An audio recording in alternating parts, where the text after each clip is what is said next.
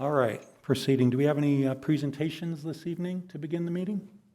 We'll go ahead and do the roll call if that's okay. Oh, sorry, I skipped. Yes, we will do the roll call. Commissioner Ackerman, Here. Carter, Here. Maddox, Here? Richardson, Here. and Sullivan. Here. Thank you. And we have no public comments to start. No public comments, any presentations or No nothing? presentation. Okay. Very good. So we move directly to the consent calendar. So all matters listed under consent calendar are considered to be routine and will be acted by one roll call vote. There will be no discussion of these items unless members of the Public Traffic Safety Commission request specific items be removed from the consent calendar for separate action. We have one item on the consent calendar as usual, approve action minutes of December 7, 2021. I move. Second? We have a motion and a second. Roll call vote, please. Commissioner Ackerman, I'll abstain. Carter, Aye. Maddox, Aye. Richardson, Aye. and Sullivan. Abstain, I was not in attendance. Thank you. Very good. All right, on to business. So the item of business this evening is traffic calming on Wolf Creek Drive South, stop controls analysis.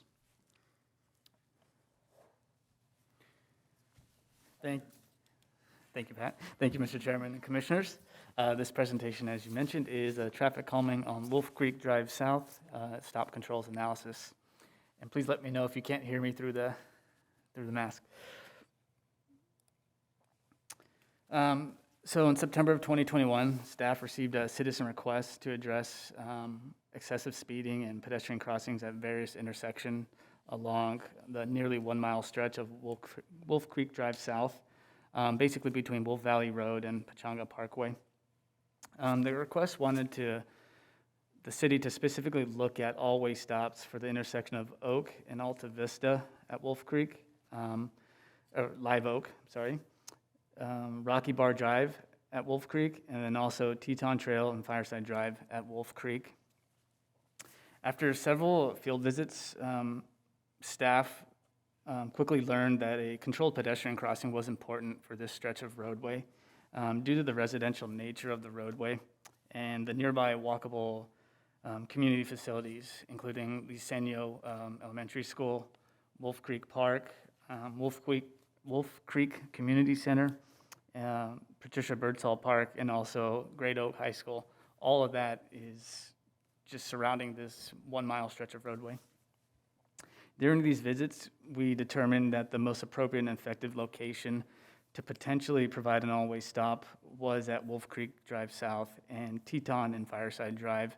It was just the most logical as we were out there looking at things that having 3 stop signs wasn't going to work, and this one was a good centrally located spot that broke up the long drive. Some background information on the roads. Wolf Creek Drive South is a 40-foot wide residential collector. It's posted at 35 miles per hour. One note in the report, it had 2 different speeds. It said 30 and then also 35. It is 35 miles per hour. Just want to make that note clear. And we have an ADT of around 3,700 vehicles per day. Teton Trail at Fireside Drive is a 36-foot wide residential street, posted 25 and around 900 vehicles a day.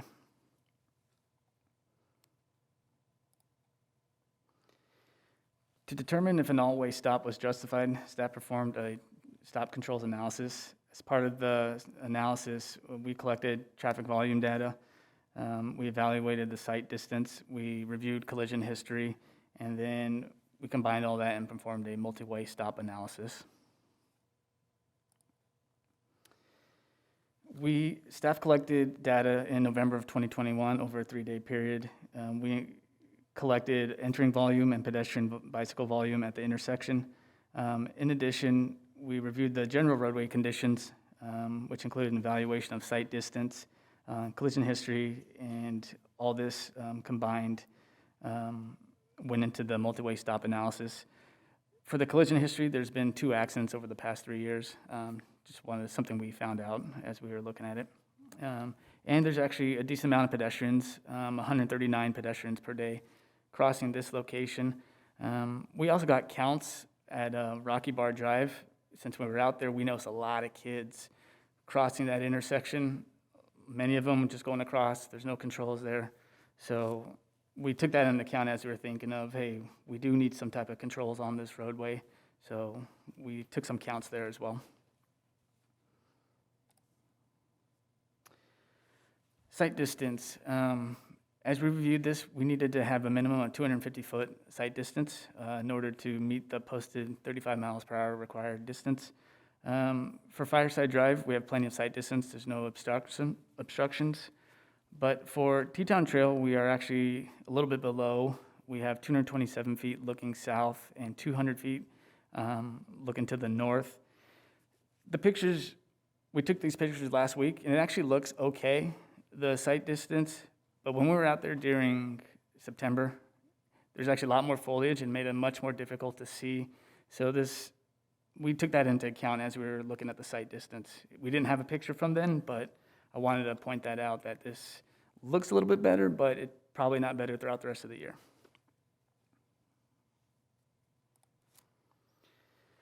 So we took all the info, we ran our multi-way stop analysis. This policy, in order to justify the warrant analysis, we need to meet minimum traffic volumes and collision history. Based on those items, all-way stop is not justified at this intersection. But the California MCC does allow us to consider justification of stop signs based on other criteria. And some of this criteria that we used was pedestrian conflicts and vehicle conflicts due to visibility constraints. And that's where we met an all-way stop because of the visibility constraints. There's not enough visibility at that intersection. Based on that, we justified the use of an all-way stop. One other thing we looked at is we looked at the pedestrian activity.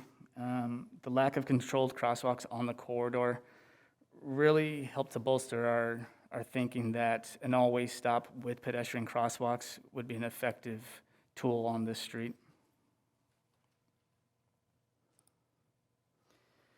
This slide shows the conceptual all-way stop sign design with the pedestrian crosswalks. The cost to perform this work would be minimal. Staff's recommendation for the commission is to recommend the City Council adopt a resolution establishing multi-way stop controls at the intersection of Wolf Creek Drive South and Teton Trail Fireside Drive. Recommend staff to implement striped pedestrian crosswalks at the intersection of Wolf Creek Drive South and Teton Trail Fireside Drive, pending City Council adoption of a multi-way stop controls.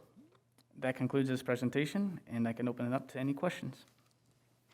I'd like to move the item, the recommendation. Pardon? I'd like to move the recommendation. Okay, does anyone have any questions? We have a motion, but does anyone have any questions? We need a motion to discuss. My only question was going to be, and you cleared it up, is the speed limit. Because with the 85 percentile at 37, and it was at 30 on the report, but now it's at 35 in that area, so I don't have any questions. Questions, comments? No questions for me. And with that, I'd like to add, since it's going to be a changed roadway condition where there's a stop, we would do a new speed survey later on to see if the speed limit would be changing. Okay, yeah, that was going to be my comment, and my main concern here is the combination of the line of sight and the speed limit being what it is. I don't know that there's any traffic calming we could necessarily put in there in addition to the stop sign. Yeah, if we could get that speed down to 30 miles per hour around that tipping point where we see step changes to pedestrian safety, I think that would be the goal. Right? I do think it will drop with the placement of the stop sign. It's just going to be hard to gain that speed. I just want to state up front that I'm a resident of Wolf Creek and president of the association, so I'm very familiar. I did ask Patrick to check if I have a conflict, and the city attorney said no, so I just want to share that before I share my thoughts. Pre-COVID, the traffic on the street is probably about 40% more We have so many people right now that are working out of home that they're not on it. But there's a lot of traffic from individuals coming through Paula Canyon and cutting down that street to avoid the freeway traffic. I can tell you that when it was busy and full, very few cars were under 50 miles per hour. I'm aware of several accidents there with no injuries, so they may not have been reported to the police, but this is a good idea. It will also, in my opinion, even though it's not for that purpose, it will help slow some of that traffic. Now, interestingly, as a reminder, the last traffic survey we did, the commission bumped it from 30 to 35. I think most residents would love to see it come back down. So I speak in favor. All right, I just have some comments and questions. So I did go out and observe traffic at this location. I agree with Commissioner Sullivan. I don't think anyone was under 35, let alone close to 30. And I could see it being difficult and scary for a pedestrian wanting to cross this road. This strikes me as being similar to a little deja vu from last meeting where we're looking at Rorpaw and there's 3 intersections. Where do we put the stop sign and the crosswalk, right? So this is another case where needing a crosswalk is driving, we need to put in stop signs so that we can add a crosswalk. Very similar situation. I see staff nodding in agreement. So I always go back to how do we pick which one? Because looking at the site map here, I notice we have the small park with a barbecue at the end towards the fire station. And I did see several people over there with dogs, so maybe some of them crossed to get over there. And at the other end, of course, you have Birdsall Sports Park, which can have very high volumes on the weekend. Yet at the one we've chosen, there's no amenity. Mm-hmm. So I question, well, shouldn't it be at one of the other ones? So if you could again tell us why this one was chosen over one of the other 2 where people would be, because my concern is we put it here and someone wanting to cross to the small park or Birdsall is just going to cross the road anyway and not go to this intersection. So we did look at every single one, and when we place all-way stops for the purposes of pedestrian crosswalks, we want them to be in a place where it makes sense for an actual person driving. They're not going to be surprised by a stop sign. Okay. So that was in the back of our head as we were looking at it. Speaking to Rocky Bar Drive, which is one of the first ones you looked at, that's coming around that curve. Yeah. And you're not too far away from the signal. So we felt like that's a little bit too close, and that's not going to help with the speeds for the rest of the corridor. Okay. We kind of want to choose a central spot, and we felt TETON Trail and Fireside Drive was a good central spot. In addition, at Rocky Bar, when school gets let out, kids are coming across the park, and they're spilling out into it. We felt putting a crosswalk there wasn't necessarily the best spot, but putting it at Teton, we're hoping that they do walk on that south side crosswalk instead of just spilling across. There's no entry points between the park until you get to Teton Trail for those residents. So we're hoping they come up to that thing. We're expecting numbers to drop from the J1. I would agree. I mean, vehicles are probably going their fastest at that point, so maybe the best place to stop them. My other question is, when we do this, I know you have the ADTs for all the, and I would assume the ADTs on Wolf Creek Drive South are the same. I mean, a lot of cars are driving the whole thing. Mm-hmm. Do we do pedestrian counts for these intersections when we're doing these types of looks? Are we looking at pedestrians that are actually crossing the main road here? When we look at it, we're looking at both roads, so the side streets and across the main road. Okay. We'd have to dig in to see how many actually went across Wolf Creek. I don't think we have that on hand. When we did the pedestrian counts on these, we took into account both locations, but it does count people that are proceeding north-south and east-west across that intersection. So it's all included in the count data that we provided in the report. Okay, very good. And just to note, the Rocky Bar one was about half of what the Teton Trail one was. So that's another parameter to why we selected that intersection. Very good. That all makes sense. Thank you for that. So I believe we had a motion on the floor already? Just one clarification real quick. when you put these up, there's a requirement to put stop sign ahead or anything signed, so that will be also, okay, Yeah, we'll put all the proper warning signs. thank you. I'll second. Oh, okay, so we have a motion and a second, so we'll go to roll call vote. Commissioner Ackerman, Aye. Carter, Aye. Maddox, Aye. Richardson, Aye. and Sullivan. Thank you. Very good. So we'll move to division reports. Highway Patrol. Good evening. Good evening, thank you for having us again. So this goes through our report for November and December, so for 2 months here. So services we provided, we had 15 child safety seat installation booths set up, 2 Start Smart classes for teenagers and for their parents who are getting ready to drive, 4 community event safety booths, and 1 Age Well Drive Smart. So it's part of the education side of trying to get people to drive well. For enforcement, November we had 370 citations issued, December 372. Total enforcement contacts. So again, that includes tickets, verbal warnings, written warnings, and then also the little yellow stickers we put on cars that have been parked for too long. 737 for November and 943 for December. And we've also recently started special enforcement details that we've been doing in conjunction with the Sheriff's Department, Hemet Police Department, Marietta Police Department, Menifee Police Department, and what we're doing is we're going around targeting, as a group, different areas, and everyone kind of takes a turn. So we did one with Menifee, we did one with Marietta Police Department, and so then when the Highway Patrol's turn comes, we'll be able to join as a group to get more enforcement on some of our problem areas, and we do have a bunch of problem areas. So anyways, we had a detail on November 15th and then December 28th with more planned. We're trying to do one a month with all the agencies. As far as DUIs, staying fairly consistent, so 40 DUI arrests in November, 38 in December. A continued concern for mine, I know I've said it before and you'll probably hear me say it for the next couple of years till I retire, is the drug DUI side of things. And we're staying pretty consistent there. Normally we have about 5 a month is what we're averaging, and then November we had 6, and December we had 6 as well. Traffic collisions, again, staying fairly consistent. So our non-injury accidents, in November we had 82, December 100. Injury accidents, 57 in November, 60 in December. Fatalities, we had 2 in November and then 3 in December.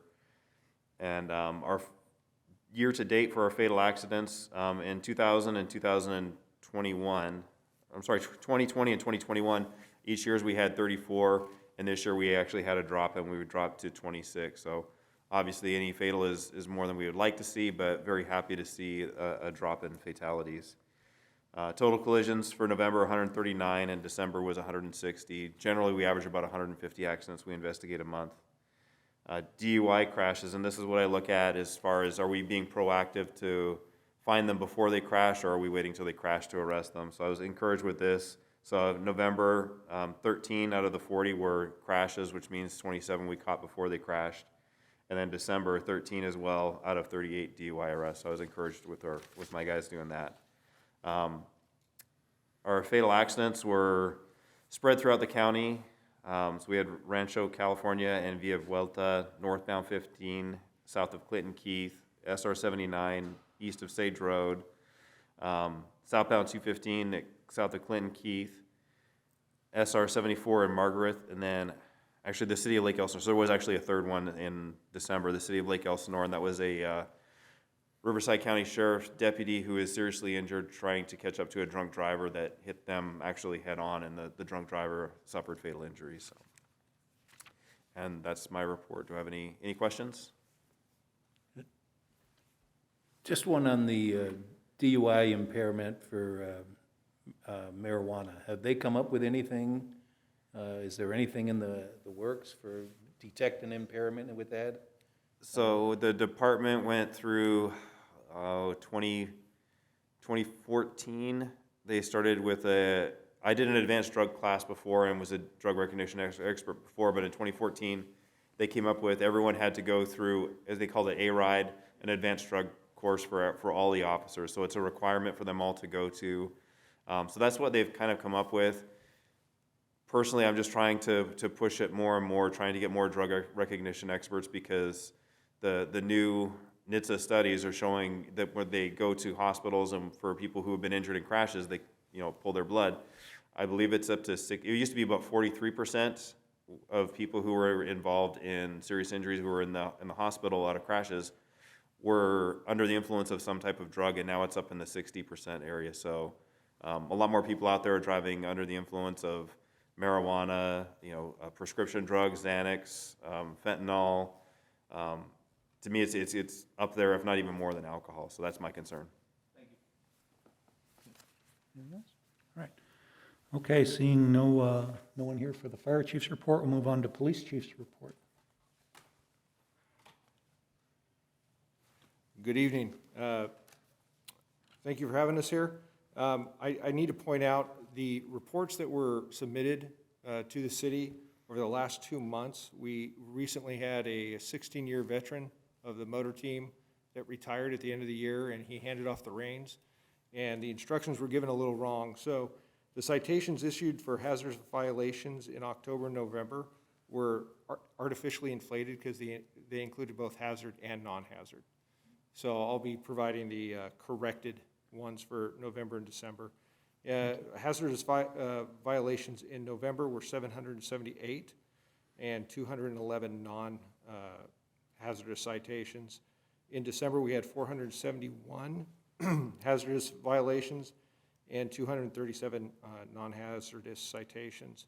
The month of December kept the team kind of tied up with a lot of special events as well, which drove that down. And then we also got the early impact of a lot of diagnoses of COVID at our station, which everyone who was diagnosed had to stay home for 10 days. So that reduced it a little bit. We participated in Shop with a Cop, Santa's Electric Light Parade, and Children in the Park were 3 of the events that we had in December that tied us up a little bit. For cell phone violations, we had 57 in November and 50 in December. And stoplight abuse, we had 31 in November and 41 in December. Our commercial citations were 29 in November, 34 in December. And injury collisions were 26 in November, 30 in December, and our 3-month total for those was 75. Our DUI arrests were 37 in November, 39 in December, for a 3-month total of 118. Are there any questions?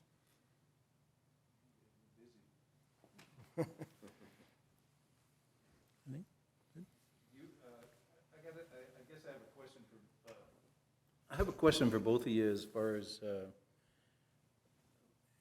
and you may not be able to answer it, but are you losing a lot of personnel because of mandates or anything like that for the masks? As far as our department goes, we're actually seeing benefit in people coming from other areas that are under the vaccine mandates. That seems to be driving people more towards the Inland Empire where very few agencies have that.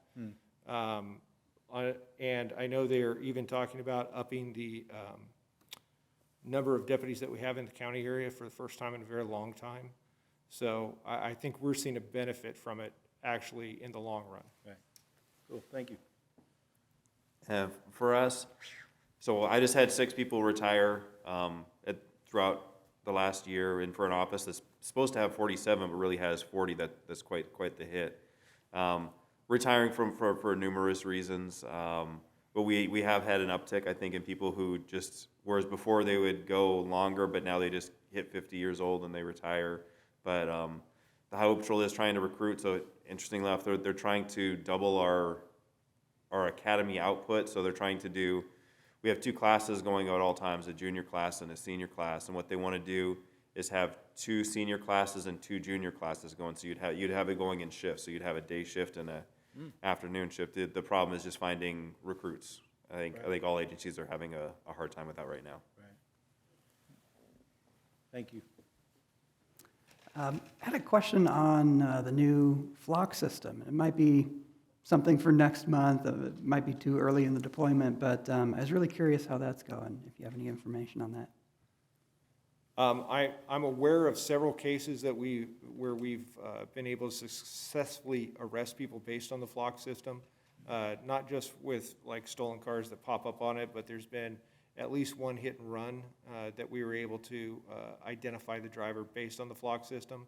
Where the month before the flock system was put in, we had a major hit and run, and it took us about 3 months to identify that driver, and we're waiting on the DA whether or not they're going to file on that one. But if we'd had the flock system, we would have been able to verify that car in the area and probably gotten a plate much earlier on and gotten better evidence. I think the flock system, I've been surprised because we share the area with San Jacinto, and San Jacinto has had the flock system for over a year now, and they are constantly with the stolen cars. That we haven't seen an influx, we haven't seen a large uptick in that. So we aren't experiencing the pursuits and stuff that they've had in San Jacinto. I think overall it's been very positive for the safety of the city. If I could actually tag on it, and a thank you to the Sheriff's Department for their flock system. So if you remember about a week and a half ago, 2 weeks ago, we had a freeway shooting in South 15, south of Diamond Drive. Flock system was absolutely phenomenal in helping us find that vehicle, track that vehicle, and then find another vehicle that was associated with it. And out of that, we made 4 arrests. So it was, out of that, it helped with an attempt murder case. It was phenomenal. Excellent. Yeah, I know at the city council meeting, the report shared a story of crime where someone was, identifying their victims in Costco parking lots far away from here, yet our flock system was the one that picked up that perpetrator and allowed him to be caught. So it's not just for crimes happening here. It's everybody helping everybody, which is the really cool thing about it. It's all tied together. The case you mentioned, they are actually doing that in Northern California, and a car that had been identified as being used was located on Pachanga, and was successfully stopped after it showed up on the flock. And it's funny because basically it showed up on flock one time, and because it didn't show up anywhere else, we knew exactly where to look for it because it hadn't gone to the next area. So we had certain shopping areas we could go, and they were able to set up on the car and wait for somebody to return to it when they found it. So It's amazing when you look at the results it's getting. It's clearly for public safety and not anything else. So good job, everybody. All right, we will move on with our traffic engineer's report. Good evening. Good evening. Just a couple of things to report or update you on. One, I'm sure you've seen the new location of a new traffic signal that's going in on Temecula Parkway at Wabash, which will be the new access to the park and ride facility there. So we were delayed a little bit in getting that traffic signal because of the poles. There's a large delay time on signal poles, and I believe they actually are expecting to receive those in February. So that new signal should be going in, and then the access into the park and ride completed. Hopefully, if not by the end of February, certainly would be in March. And then along with that, the access to the park and ride actually gets removed on the backside of the facility there on Vallejo. So that gets closed, and the wall actually gets extended across that access back there. So that'll be the only entrances off of Temecula Parkway. We've got a paving rehab project scheduled for February on Winchester Road, basically between Enterprise Circle and Diaz. So we'll be doing removal and replacement of the paving along that stretch of Winchester, and that's to be prepared for the completion of the San Gratuitous Creek bicycle facility interconnect, which basically ends at Winchester there at the creek, and the plan is to have bike lanes striped on Winchester so that bicyclists will have a way to get to the next section of the trail system, which is along Diaz and Murrieta Creek. So we're doing that pavement replacement project to be able to be prepared for those bike lanes. And then, not necessarily a traffic matter, but we have 2 new park facilities opening in February. One is the Somers Bend Sports Park. So that's the new sports park that's part of the Somers Bend development on Butterfield Stage Road. So that park is basically done now. There's going to be a grand opening for that on February 12th. So if you haven't received an invitation for that, you're certainly welcome to come. It's a Saturday, 10 a.m., brand new sports park, soccer fields, baseball fields, basketball courts, just an outstanding facility for that part of the community there. And then we just recently completed another pump track at one of our existing parks. That's the Long Canyon Creek Park on North General Kearney. And the grand opening for that is going to be February 5th. So that's the prior Saturday, 10 a.m. And we'll open that up, and I think we'll get a lot of use out of that facility there.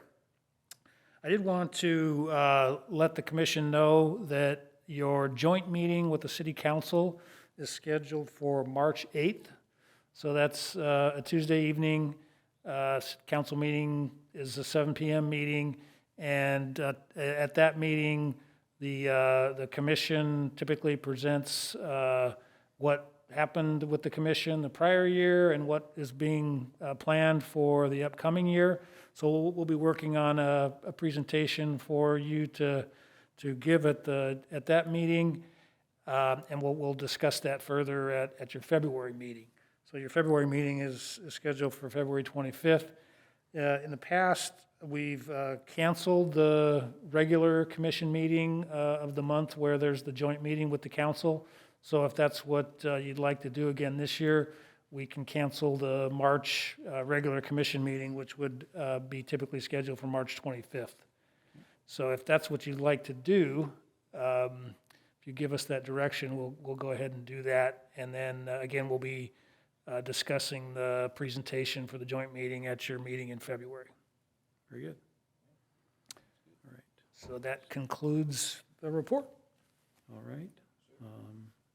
Any questions? I think we need to give him some directions, so maybe discussion. Well, we can give you that direction at the Feb 25th meeting, or? That's fine if you want to Yeah, do that, okay. or if you're ready to do it now, either one's fine. Yeah, we'll do it at the Feb 25th meeting and Okay. see what's up. Okay. I think, let's see, I'd sent you an email about something, Patrick. I'm trying to remember what it was off the top of my head. Don't recall. I remember getting the email, but I don't remember the subject either. Yeah, okay, it must have, really memorable, right? I'm so good at that. All right, we'll, you check yours and. I'm gonna look right now. I got my Fair phone enough, here, all so- right, let's see. And I guess that's it, if we have no further business. Commissioner reports, anyone have a report? Brad does. I read today on the Wolf Creek Facebook page that there was a serious accident yesterday at Wallaby and Wolf Valley. And I just wanted to share with you, Sergeant, and have you share with your motor officers. There were 20 responses to the issue of the accident, and every one of them was positive towards having that motor officer that sits there and catches people flying, and they said they'd love to see him there more often. So it's very rare that you get such unanimous support of police activities, particularly writing sites. But I just wanted to share that the work both you and CHP does is appreciated. Thank you very much. I'll let Deputy Lopez know. That's his favorite spot, so. David, anything from Blue Ribbon? Nothing from Blue Ribbon. We did meet, but I was gonna kind of consolidate all that into the next meeting. We have another one coming up that's on public safety. So I'll have an update on that and traffic mobility as well. But with the time I have for comments, I did want to just quickly congratulate our new commissioner. Had a chance to look over your resume and get a sense for the kind of perspective that you can bring to our commission, and I think the city council chose really well. And I also wanted to give you something to take with you into the first year. This is a reference manual that was handed down to me from our former Commissioner Bob Hagel, who has since moved on to Planning Commission. It's from a workshop that he and our chairperson, Richardson, I believe, it was you, right? Yeah, attended several years ago. And, I don't know that you necessarily are going to need this as much as I did, but I hope you'll find something in here that you can use. So with that, welcome to the team. Hey, thank you very much, and I will get a lot of use out of this, I'm sure. But I really appreciate the kind words, and I'm excited to be here. Very good. Anything? Good? All right. So I guess, So JR, I did find your email. oh, So you Wow. were asking which council member Yes. was assigned to the commission as the liaison, yes. and it's Councilmember Edwards is Edwards, the okay. liaison for the commission. Yeah, the council did their annual assignment of committees and boards, and she was I assigned as thought the it was liaison. always two. It's just one. Okay. Well, she Yeah. came from this commission, so that's good news. So. But I'm a little confused because I thought Commissioner Alexander said she'd like it, and City Council, the mayor said that she was fine with that, so. I don't recall a discussion, but I looked at the report afterwards, Okay. and it was Mary Ann's name for the Traffic Safety Commission, so. Perfect. I don't know if they got that wrong, but I think, Okay, it's good. yeah. Very good. All right, thank you. That was going to be bothering me. All right. And then Commissioner Carter reminded me too that the council did, I guess, adopt the Boards and Commissions Handbook. So if you need that, we can make that available to you also. We all received it from Randy Joel. Right, okay. Very good. All right. With that, I will adjourn tonight's meeting. And our next regular meeting of the Public Traffic Safety Commission will be Thursday, February 24th, 2022 at 6 p.m. So we'll see you all there.